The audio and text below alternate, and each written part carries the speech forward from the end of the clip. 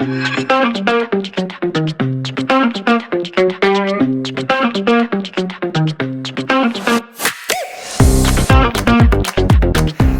up guys, and welcome to the second Takeover episode of the Big Boss Arnu channel. This month's episode will focus on all the new information we received over the past 2 months regarding the Fairy Tail 2 game.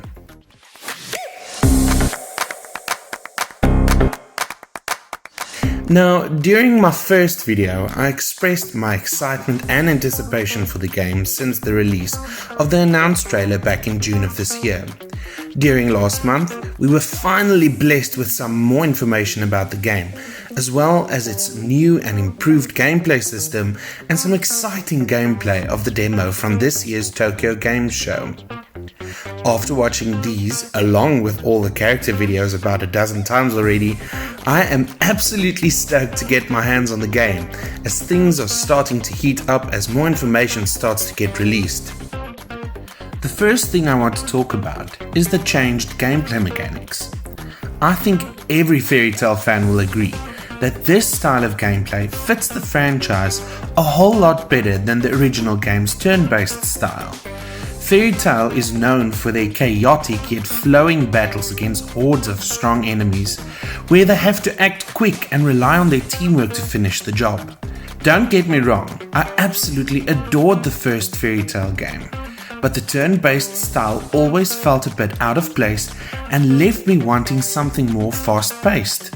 It also seems as though we will be able to customize our characters a little more with the active moves set to each character, which is also a welcome addition to the sequel.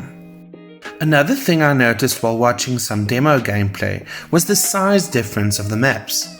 Even though we didn't get to see a lot of the new areas we are able to explore, it was evident that the size of these areas increased significantly.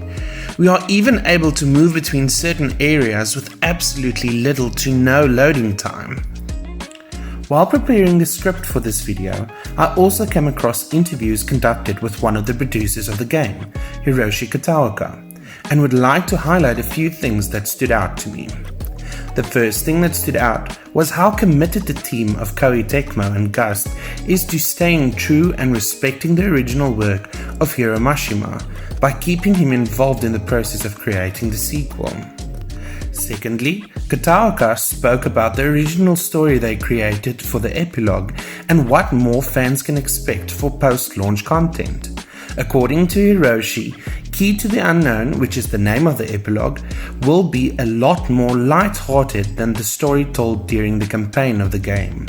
He also added that we can expect a fun experience with a strong opponent at the end of the story. As for possible DLC, Hiroshi mentioned that they have plans for future content in the form of new playable characters and other freebies. What DLC characters do you think will be added, and which ones do you look forward to the most? Let us know in the comments below. When asked about whether the company would make a third Fairy Tail game in the future based on the 100 Years Quest, Hiroshi responded positively by stating that the team would love to make future Fairy Tail games. However, those games would be dependent on how well Fairy Tail 2 is received by the fans. Here's to hoping that the sequel will be as great as the original game and that we will finally get to play the full 100 Years Quest in a future game. That's it for this month's Takeover episode.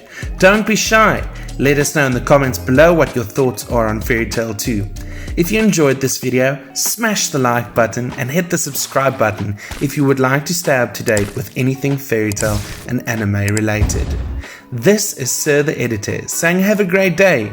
Until next time, stay lekker.